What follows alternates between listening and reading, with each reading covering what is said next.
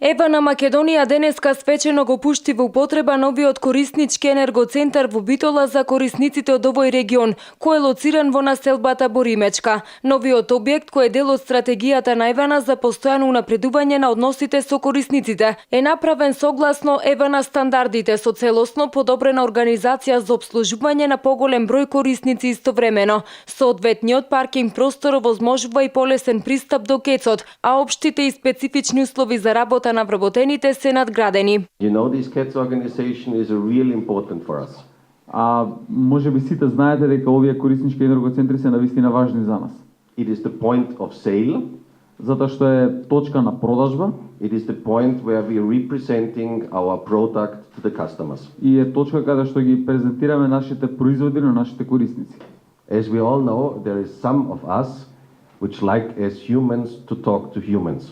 Но има меѓутоа ние сме оние кои сакаме многу често сакаме да зборуваме човек на човек. Sometimes you have a topic where you want to be face on face with somebody understanding you.